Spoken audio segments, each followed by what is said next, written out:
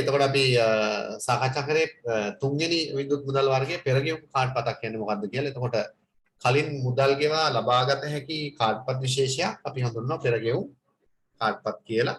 උදාහරණ දුරකථන කාඩ් පත්, ඒ වගේම travel pass කියන ප්‍රවාහන කටයුතු සඳහා මගීන්ට හඳුන්වලා දීලා තියෙන කාඩ් පත් විශේෂයත් අපි පෙරගියුම් කාඩ් පත් වලට උදාහරණ විදියට දක්වනවා, පෙන්වන්න පුළුවන්. ඊට පස්සේ අපිට අවසාන වශයෙන් මේකෙදි කතා කරන්න පුළුවන් ස්මාර්ට් කාඩ් පත් කියන්නේ මොනවද කියලා. ස්මාර්ට් කාඩ් පත්, ස්මාර්ට් කාඩ් පත්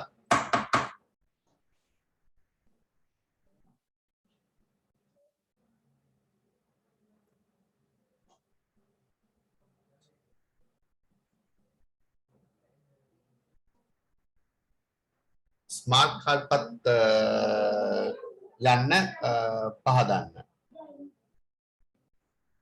ඒකට ස්මාර්ට් කාඩ් පත් කියන අපිට නිශ්චිතව මේ පාර අපේ 2019 සිලබස් එකේ නිශ්චිතවම නිර්වචනයක් දීලා නැතත් යම්කිසි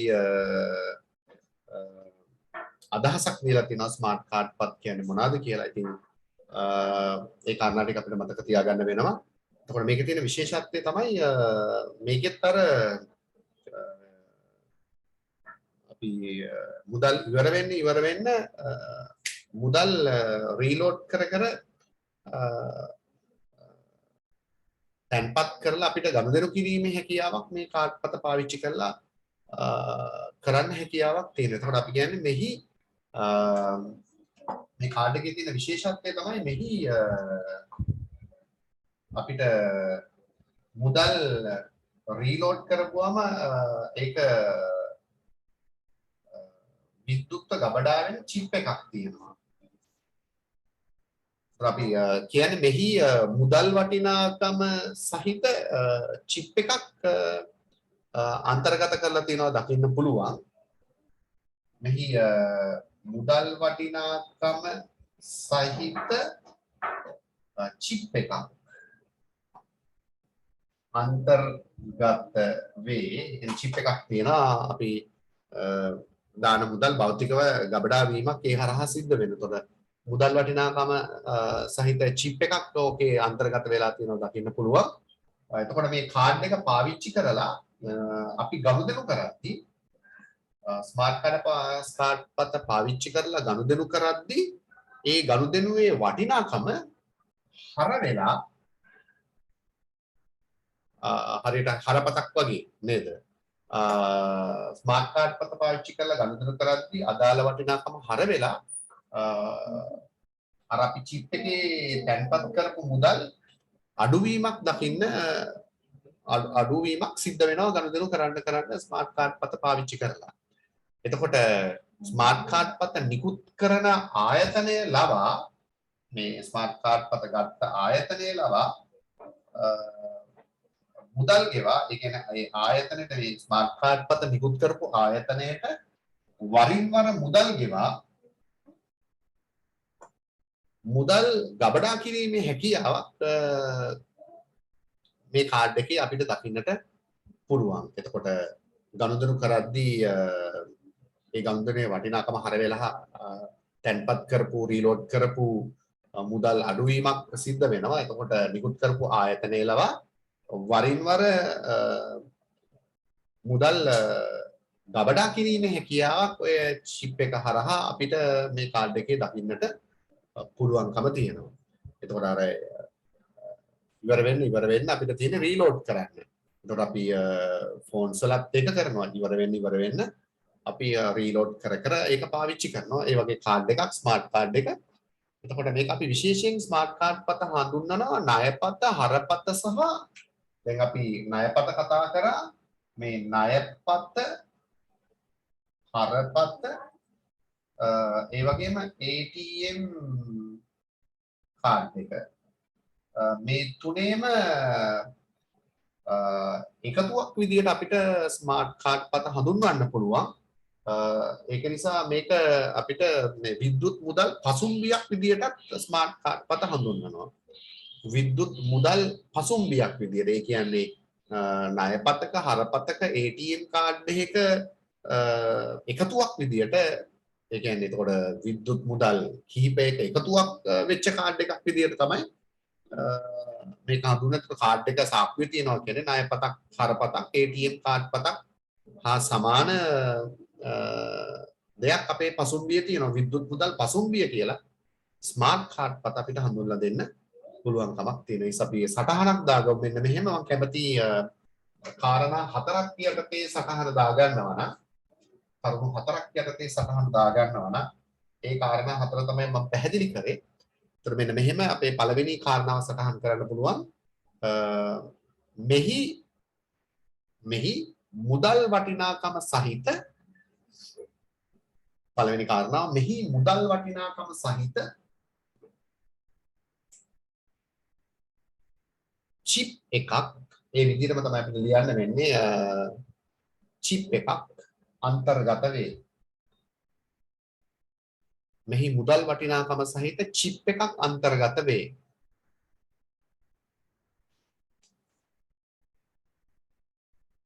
මෙහි මුදල් වටිනාකම සහිත චිප් එකක් අන්තර්ගත වේ.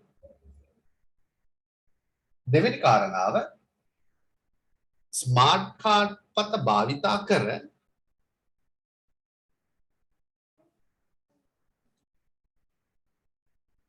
ස්මාර්ට් කාඩ් පත භාවිතා කර ගනුදෙනු සිදු කිරීමේදී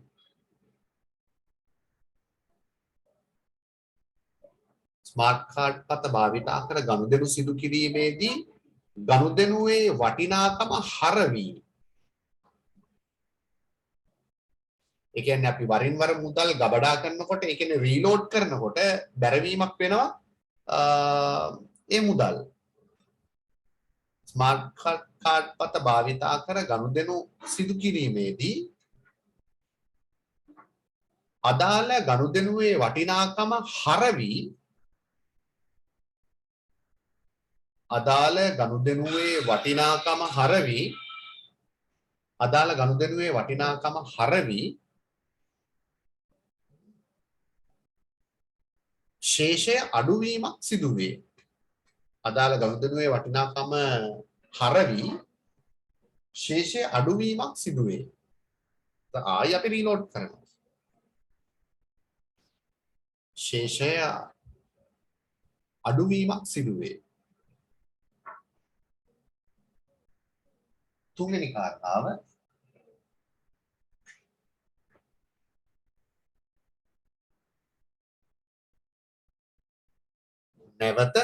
නැවත ස්මාර්ට් කාඩ් පත නිකුත් කළ ආයතනය හරහා නැත්නම් ආයතනය මගින් නැවත ස්මාර්ට් කාඩ් පත නිකුත් කළ ආයතනය මගින් ස්මාර්ට් කාඩ් පත නිකුත් කළ ආයතනය මගින් වරින් වර මුදල් ගෙවා ඒ කියන්නේ රීලෝඩ් කරන්න පුළුවන්. වරින් වර මුදල් ගෙවා රීලෝඩ් කරලා වරින් වර මුදල් ගෙවා මුදල් ගබඩා කළ හැකි වේ. ඒකයි චිප් එකක් තියෙන්නේ. වරින් වර මුදල් ගෙවා මුදල් ගබඩා කළ හැකි වේ. මුදල් ගබඩා කළ හැකි වේ. සල්ලි ඉවර වෙන්න අපි සල්ලි රීලෝඩ් කරනවා අර ෆෝන් එකකට වගේ. වරින් වර මුදල් ගබඩා කළ හැකි වේ.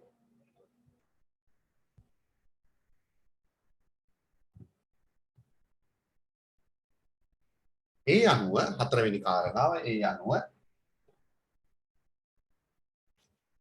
ස්මාර්ට් කාඩ් පතක් මගින් ස්මාර්ට් කාඩ් පතක් මගින්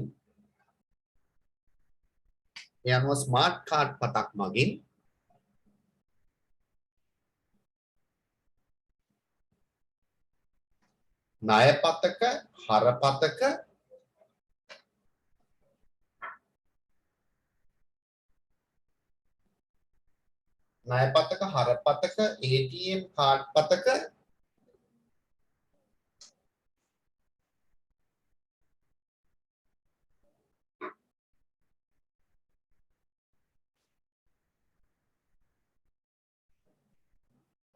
කාර්යයන්ද සිදු කරගත හැකි බැවින් ඒ කියන්නේ ඒ තුනේ එකතුවක් විදිහටයි අපි සලකන්නේ කාර්යයන්ද සිදු කරගත හැකි බැවින් කාර්යයන්ද සිදු කරගත හැකි බැවින්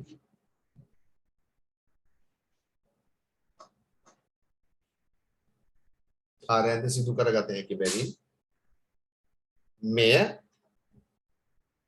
විද්‍යුත් මුදල් පසුම්බියක් අපි කියනවා e-purse කියලා මෙය විද්‍යුත් මුදල් පසුම්බියක් e-purse මෙය විද්‍යුත් මුදල් පසුම්බියක් ලෙසද හැඳින්විය හැක මෙය විද්‍යුත් මුදල් පසුම්බියක් ලෙසද හැඳින්විය හැක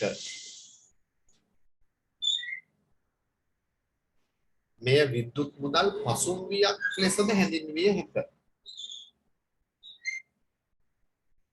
මෙය විද්‍යුත් මුදල් පසුම්බියක් ලෙසද හැඳින්විය හැක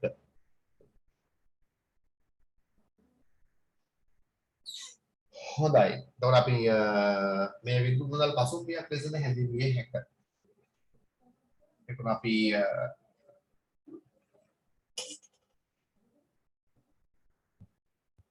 ඒ මාතෘකාවත් අහවර කරලා අපි ඊට පස්සේ අපේ අවධානය අපි යොමු කරනවා මෙන්න මේ ප්‍රශ්නෙට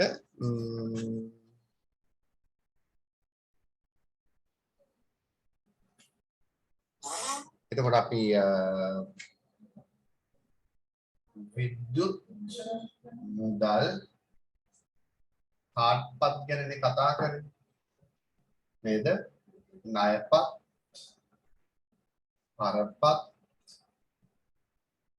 පෙර ගෙවුම් කාඩ්පත් ඒ වගේම ස්මාර්ට් කාඩ්පත් එතකොට විද්‍යුත් මුදල් කාඩ්පත් වල දැකිය හැකි ලක්ෂණ අපි පොදුවේ කතා කරන්නේ නැහැ මොකද්ද මේ වගේ විද්‍යුත් මුදල් කාඩ්පතක මොන වගේ ලක්ෂණද අපිට දකින්න පුළුවන්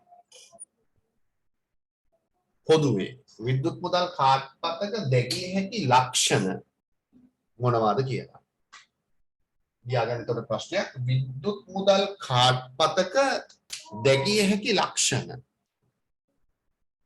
විද්‍යුත් මුදල් කාඩ්පතක දැකිය හැකි ලක්ෂණ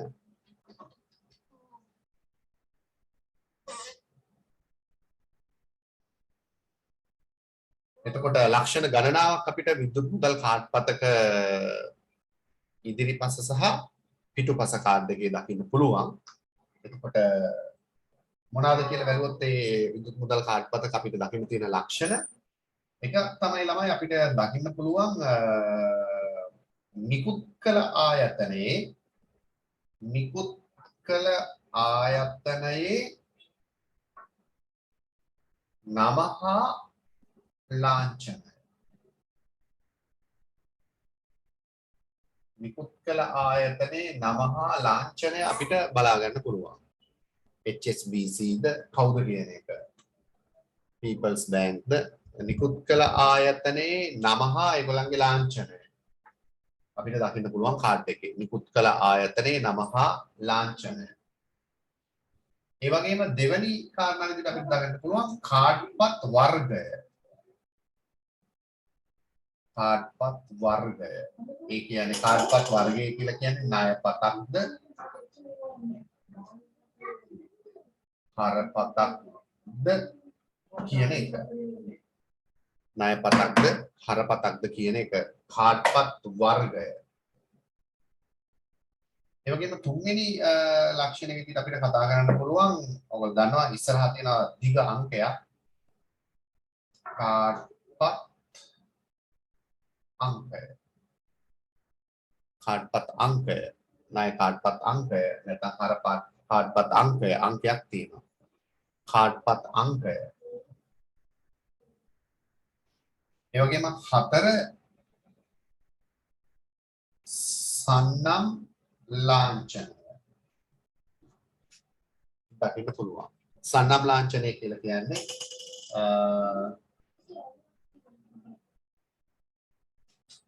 මාස්ටර් කාඩ් එකක්ද වීසා කාඩ් එකක්ද කියන එක. සන්නම් ලාංඡනය මාස්ටර් කාඩ් එකක්ද වීසා කාඩ් එකක්ද කියන එක. ඒ වගේම පහ අපිට දකින්න පුළුවන් ණය කාඩ් පතක වළංගු කාලය නැත්නම් අවලංගු වන දිනය expiry date එක අවලංගු වන දිනය කාඩ් එක expiry වන දිනය අවලංගු වන දිනය අපිට බලා ගන්න පුළුවන් අවලංගු වන දිනය. ඒ වගේම 6 අපිට බලා ගන්න පුළුවන් කාඩ්පත් හිමියාගේ ඔබ දැකලා ඇති නම තියෙනවා. කාඩ්පත් හිමියාගේ නම අපිට දකින්න පුළුවන් කාඩ් එකේ. කාඩ්පත් හිමියාගේ නම. ඒ වගේම 7 අපිට දකින්න පුළුවන්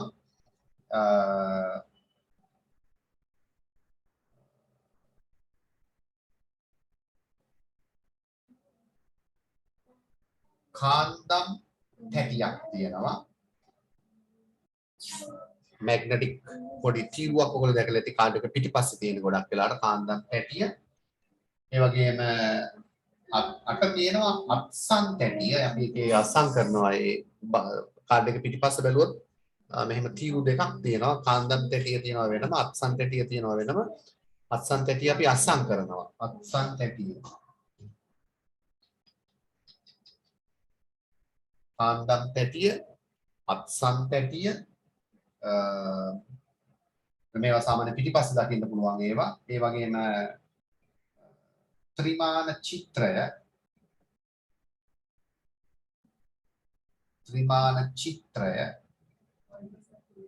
සමාන කාඩ්ස් වල දැකලා තියෙනවා කුරුල්ලෙක් වගේ චිත්‍රයක් තියෙනවා. ත්‍රිමාන චිත්‍රයක් තියෙනවා. ත්‍රිමාන චිත්‍රය. ඒ වගේම අපිට තව දකින්න පුළුවන් කාඩ් එක පිටිපස්සේ නිකුත් කළ ආයතනයේ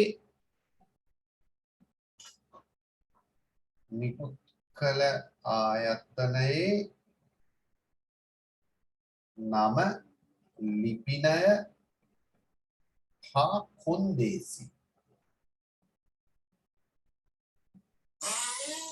නිකුත් කළ ආයතනයේ නම ලිපිනය හා කොන්දේසි බලා ගන්න පුළුවන්. ඒ වගේම තවද බලා ගන්න පුළුවන් කාඩ් පතේ ආරක්ෂිත සංකේතයක් තියෙනවා පිටිපස්සේ. කාඩ් පතේ ආරක්ෂිත සංකේතය. ගොඩක් හොඳයි. මේක 10 වෙලා මේක 11 වුණා. මේකට යටින් තමයි මේක තියෙන්නේ. කාඩ් පතේ එහෙම පිළිවෙලක් එහෙමත් අවශ්‍යම නැහැ. ඉතින් ලියනවා නම් කාඩ් පතේ ආරක්ෂිත සංකේතය බලන්න පුළුවන් කාඩ් එකක් ඔබට අරගෙන ඒකට යටින් තමයි නිකුත් කළ ආයතන නම ලිපිනය හා කොන්දේසි ටික ඇතුල් වෙලා තියෙනවා කාඩ් එකේ. ඒ වගේම අපිට තව අවසාන වශයෙන්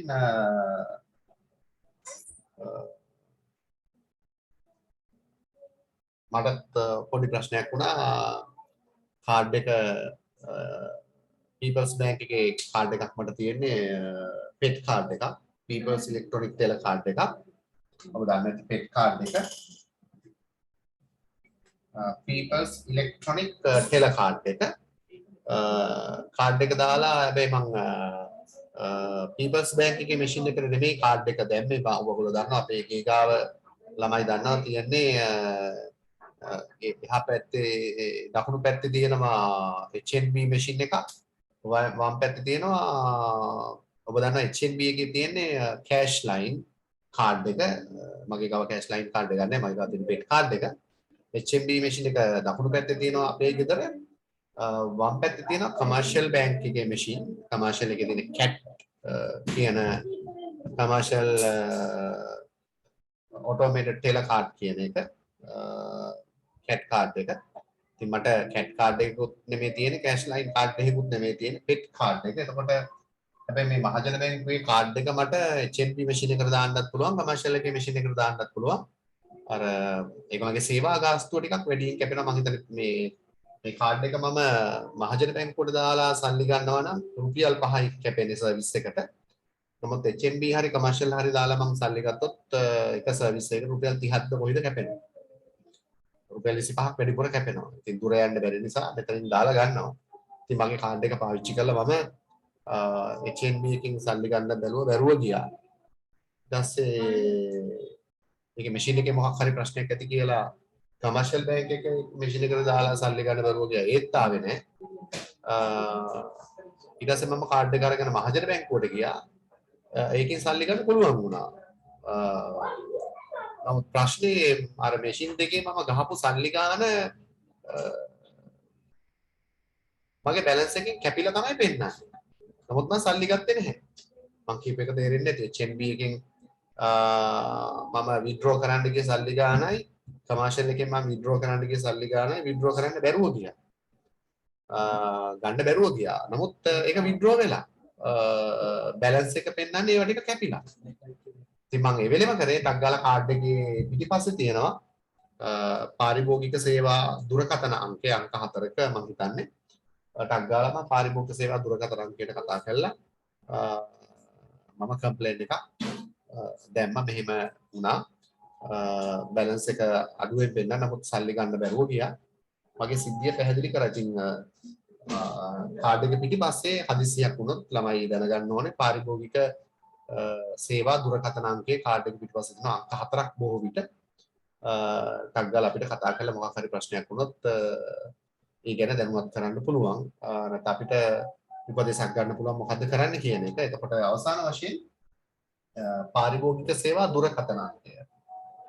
පාරිභෝගික සේවා දුරකථන අංකයක් තියෙනවා මේ කාඩ් එක පිටිපස්සෙන්. හරි වැදගත් තොරතුරු බලන්න චූටි කාඩ් එකක් වුණාට විශාල තොරතුරු ප්‍රමාණයක් කාඩ් එකේ ඉදිරිපස සහ පසුපස ගොඩක් වෙලාවට මෙන්න මේ ටික ඉදිරිපස අපිට දකින්න පුළුවන්. ඉතුරු ටික කාඩ් එකේ පිටිපස්සේ අපිට ප්‍රධාන වශයෙන්ම දකින්න පුළුවන්. එකේ ඉඳලා 6 වෙනකන් වගේ මම දන්න විදිහට කාඩ් එක ඉස්සරහා තියෙන්නේ. කාන්දම් තැටි අස්සන් තැටි ත්‍රිමාන චිත්‍රය වගේ දේවල් බොහෝ විට කාඩ් එක පිටිපස්සේ අපිට බලා ගන්න පුළුවන් තොරතුරු විදිහට පෙන්වලා දෙන්න පුළුවන්. ඒතර මම කතා කරේ පොදුවේ විද්‍යුත් මුදල් කාඩ් පතක දකින්න පුළුවන් ලක්ෂණ 12ක් තමයි මම ප්‍රධාන වශයෙන්ම සාකච්ඡා කරේ. එතකොට ඉදිරිපස තියෙන්නේ මොනවාද පිටිපස තියෙන්නේ මොනවාද කියන එකත් ඔබගේ අවධානය යොමු කළ යුතුයි. ඉතින් කාඩ් එකක් අරගෙන ඔබට පුළුවන් බලන්න ඉදිරිපස සහ පිටුපස මොනවාද තියෙන්නේ කියලා. ඔහොම කමන්නේ ඔබට බැලුවේ කාඩ් එකක් අරගෙන පෙන්නන්න කමක් නැහැ. දැන් මම මගේ ළඟ නැහැ. මොකද ඔබට පුළුවන් කාඩ් එකක් තාත්තගේ හරි කාගේ හරි ගාව තියෙනවා නම් අරගෙන මේ ලක්ෂණ ටික කොන්දේසි මොනවාද තියෙන කොන්දේසි මේ කාඩ් පතේ ආරක්ෂිත සංකේත අංකයක් තියෙනවා ඒක බලා ගන්න පුළුවන්. හොට්ලයින් එක බලා ගන්න පුළුවන් පාරිභෝගික සේවා අංකය. ඔය කියපු කාරණා ටික ඔක්කොම කාණ්ඩම් තැටිය අක්ෂන් තැටිය ත්‍රිමාන චිත්‍රය වගේ දේවල් ඔබට බලා ගන්න හැකියාව තියෙනවා. මම හිතියොත් බලන්න පුළුවන්කමක් තිබ්බොත් මම ওই ත්‍රිමාන චිත්‍රය එහෙම පෙන්නන්නම්.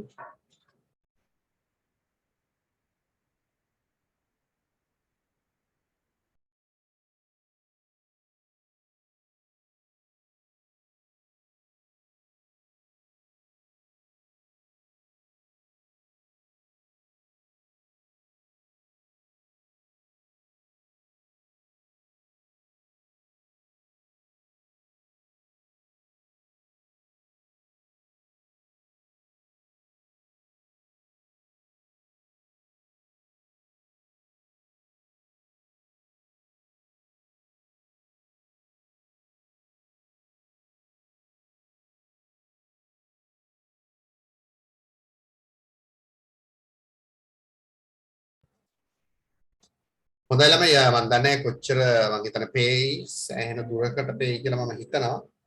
ඒකට මේක කාඩ් එකේ ඉස්සරහා පැත්ත පේනවා ඇති. ඔය පළවෙනි එක කාරණාව තිබ්බේ නිකුත් කළ ආයතනයේ නම හා ලාංඡනය මම හිතන්නේ උඩින් People's Bank එක සහ ඒක ලාංඡනය පේනවා ඇති. සන්නම් ලාංඡනය මම හිතන්නේ පේනවා වීසා කියලා ගහලා තියෙනවා සන්නම් ලාංඡනය මෙතන. කාඩ් පත් අංකය මැද තියෙනවා එක්ස්පයරි ඩේට් එක උතන තියෙනවා දාලා මගේ නමත් මම හිතන්නේ පේනවද ඕගලන්ට මේක නම්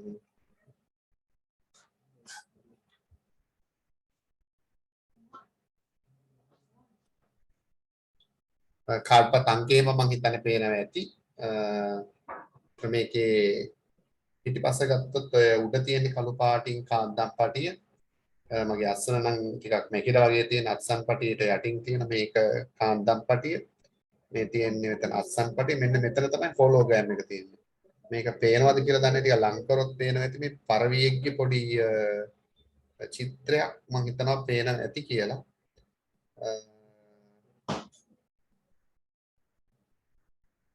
ඔක චූටි පරවියෙක්ගේ චිත්‍රයක් තියෙන ත්‍රිමාන රූපයක් මෙතන තියෙනවා හොන්දේ සිටික බැංකුවේ මෙතන තියෙනවා මම හිතන්නේ උඩ තියෙන හොට්ලයින් එක අංකය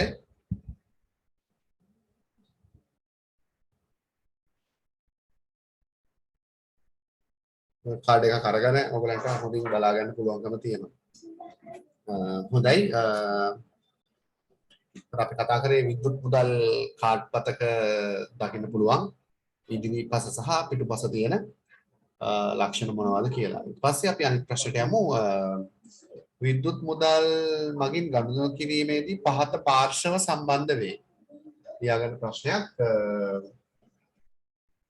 විද්‍යුත් මුදල් මගින් ගනුදෙනු කිරීමේදී පහත පාර්ශව සම්බන්ධ වේ. විද්‍යුත් මුදල් මගින් ගනුදෙනු කිරීමේදී පහත පාර්ශව සම්බන්ධ වේ. ඒ කියන්නේ විද්‍යුත් මුදල් කාඩ් පතකට සම්බන්ධ පාර්ශව කියලා ලියන්නත් පුළුවන්. විද්‍යුත් මුදල් කාඩ් පතකට සම්බන්ධ පාර්ශව අපේ පොතේ නම් දීලා තියෙන්නේ විද්‍යුත් මුදල් මගින් ගනුදෙනු කිරීමේදී පහත පාර්ශව සම්බන්ධ වේ. විද්‍යුත් මුදල් මගින් ගනුදෙනු කිරීමේදී පහත පාර්ශව සම්බන්ධ වේ. නැත්නම් විද්‍යුත් මුදල් කාඩ් පතකට සම්බන්ධ වෙන පාර්ශව තුනක් අපි ණයපතකත් කතා කරා, හරපතකත් කතා කරා. ඒ පාර්ශව තුනට තියෙන වාසි සහ අවාසි ඔබට මතක ඇති. එතකොට විද්‍යුත් මුදල් කාඩ් පතකට සම්බන්ධ පාර්ශව එක්කෙනෙක් තමයි කාඩ් පත් හිමියා. ඒ කියන්නේ කාඩ් එක ගන්න කෙනා කාඩ් පත් හිමියා. එතකොට කාඩ් එක අරගෙන අපි යන්නේ වෙළඳ සැලට නැත්නම් විකුණුම් කරු. එතකොට අපි කාඩ් එක අරගෙන යන්නේ නේ අපි කස්ටමර් අපි කාඩ් එක අරගෙන යන්නේ වෙළඳ සැලට. එතකොට අපිට කාඩ් එක ඉෂුව කරන්නේ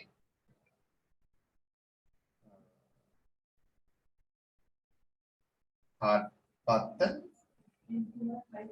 නිකුත් කළ ආයතනය. නැත්නම් බැංකුව කියන එකයි ඒ වගේම හතර ණයපත් සංගමය.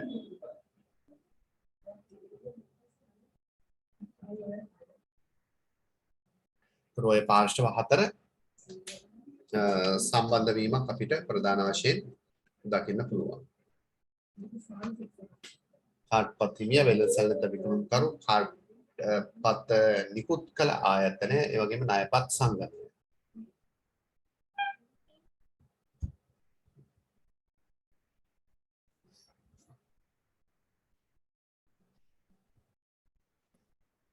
ඊට පස්සේ අපි පොදුවේ ප්‍රශ්නයක් කතා කරන්න යන්නේ මෙන්න මේ ප්‍රශ්නේ විද්‍යුත් මුදල් ගනුදෙනු කිරීමේ වාසි හා අවාසි කීපයක්. ඒ කියන්නේ විද්‍යුත් මුදල් ගනුදෙනු කිරීමේ විද්‍යුත් මුදල් මගින් ගනුදෙනු කිරීමේ වාසි පොදුවේ විද්‍යුත් මුදල් මගින් ගනුදෙනු කිරීමේ වාසිත් අපි දැනගන්න ඕනේ පොදුවේ අවාසිත් දැනගන්න ඕනේ. ඔයගොල්ලෝ මෙහෙම ලියන්න එපා. ඔයගොල්ලෝ ලියන්න විද්‍යුත් මුදල් මගින් ගනුදෙනු කිරීමේ අපි ඉස්සෙල්ලා කතා කරනවා වාසි එකට. විද්‍යුත් මුදල් මගින් ගනුදෙනු කිරීමේ වාසි. විද්‍යුත් මුදල් මගින් ගනුදෙනු කිරීමේ වාසි අපි වෙන වෙනමත් කතා කරා ණයපත් වලින් කස්ටමර්ට විකුණුම් කරුට බැංකුවට තියෙන වාසි. ඒ වගේම වෙනම අපි අවාසිත් කතා කරා ණයපත් හා හරපත් භාවිතයෙන් ගනුදෙනු කරුට විකුණුම් කරුට සහ බැංකුවට. මේක අපි පොදුවේ කතා කරන්නේ. මේ විද්‍යුත් මුදල් මගින් ගනුදෙනු කිරීමේ වාසි හා අවාසි ණයපතක හෝ හරපතකට කේන්ද්‍ර කරගන්න නැතුව පොදුවේ හැවුවොත් අපි කොහොමද උත්තරයක් දෙන්නේ කියන එක. එතකොට විද්‍යුත් මුදල් මගින් ගනුදෙනු කිරීමේ වාසි අපිට එකක් කියන්න පුළුවන් ආරක්ෂාකාරී වීම. ඒක භාවිතයේ පහසු වීම.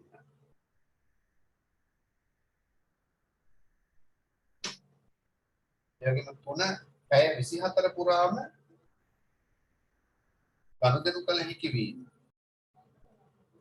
නේද? පැය 24 පුරාම අපිට කාඩ් එක යූස් කරන්න පුළුවන්. පැය 24 පුරාම ගනුදෙනු කළ හැකි වීම. ඔබ හතර දන්නවා දේශීය හා විදේශීය වශයෙන් භාවිත කරන්න පුළුවන්. දේශීය හා විදේශීය වශයෙන් භාවිතා කළ හැකි වීම. ඒ වගේම දැන් අත්කල් කාලෙට එහෙම 125ක විතර ඩිස්කවුන්ට් හම්බ වෙනවා. සමහර වට්ටම් හම්බ වෙනවා. ණයපත් හරපත් හිමියන්ට කාඩ් එක යූස් කරලා බඩු ගත්තොත් වට්ටම් පහසුකම් වගේ දේවල් විවිධ ප්‍රතිලාභ හිමිවීම. ඒ වගේම ගනුදෙනු සඳහා වන පිරිවැය අවම වීම. ගනුදෙනු සඳහා වන පිරිවැය අවම වීම. එන අවම පිරිවැයක් යටතේ අපිට ගනුදෙනු කරගන්න පුළුවන්. ඔය විදිහට විද්‍යුත් මුදල් මගින් ගනුදෙනු කිරීමේ වාසි අපිට පෙන්ලා දෙන්න පුළුවන් පොදුවේ.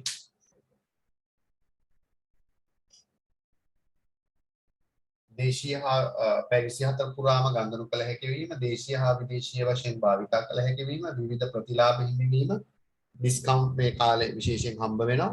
ගනුදෙනු සඳහා වන පිරිවැය අවම වීම. අවම පිරිවැයක් යටතේ අපිට ගෙවීම් කරලා අදාළ කටයුතු කරගන්න පුළුවන්. ඔය කාඩ් එක යූස් කරලා අපිට විදුලි බල මණ්ඩලයට මෝටර් බෝඩ් එකට යන්න ඕනේ. ATM මැෂින් එක හරහා කාඩ් එක යූස් කරලා ඔයගොල්ලෝ දන්නවා ගෙවීම් කරන්න පුළුවන්.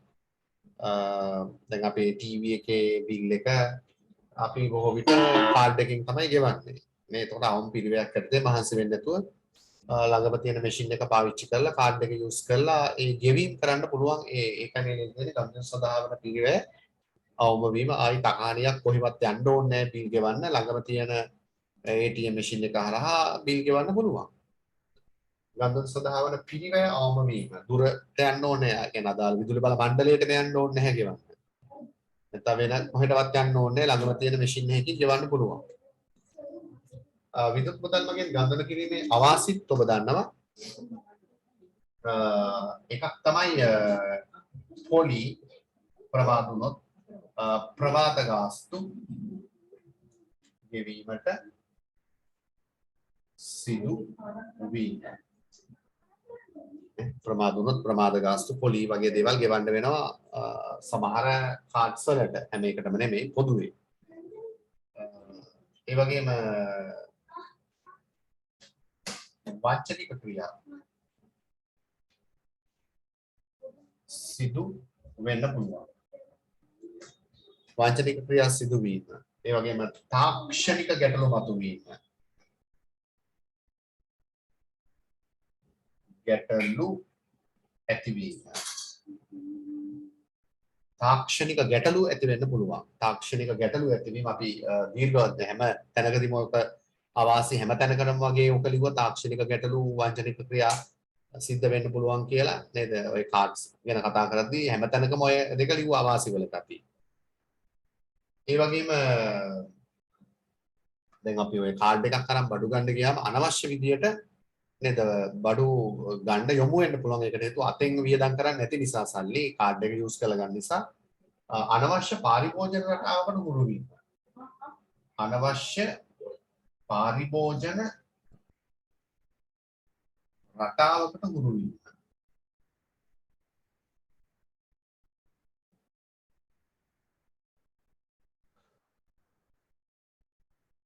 අනවශ්‍ය පාරිභෝජන රටාවකට හුරු වෙන්න පුළුවන්.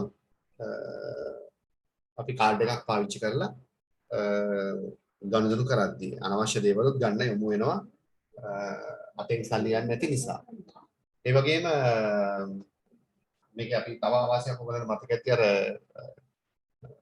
ණයපත් සහ හරපත් යූස් කරන ගනුදෙනුකරුවන් සංඛ්‍යාව ටිකක් අඩුයි. සමහර අයට ස්ථිර ආදායම් මට්ටමක් නැති සොය ණයපත් වගේ දේවල් ගන්න විදියක් නැහැ කියලා කිව්ව මතක ඇති. එතකොට ඒ විදුලි මුදල් කාඩ්පත් හිමි ගනුදෙනුකරුවෝ සංඛ්‍යාව ලංකාව වගේ රටවල හරි අඩුයි. අපි මුදලින්ම තමයි ගොඩක් අය තාමත් ගනුදෙනු කරන්නේ. ඒකට හේතුව ඒ ශක්තිය සහ හැකියාව ඒ කාඩ් එකක් ලබා ගැනීම ඒගොල්ලන්ට නැති එක. එතකොට ඒකත් මේකේ අවශ්‍යක විදිහට අපිට පෙන්වන්න පුළුවන් සෑම ගනුදෙනුකරුවෙකුටම මේක මගින් ගනුදෙනු කිරීමේ ශක්තියක් හා හැකියාවක් නොමැති වෙන්නේ. තිබ්බනම් හොඳයි නේද?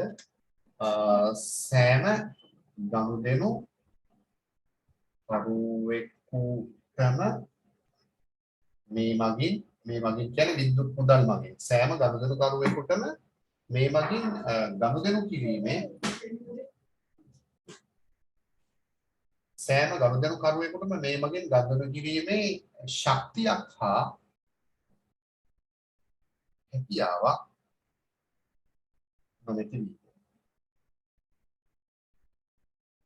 මේ අඩු ආදායම් ලාභීන්ට එහෙම කාඩ් එකක් ගන්න හැකියාවක් නැහැ, යූස් කරන්න බෑ.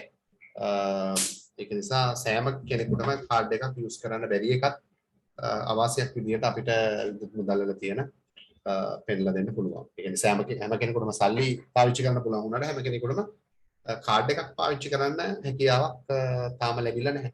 ඒකත් අවශ්‍යක විදිහට පෙන්නලා දුන්න හැකියි.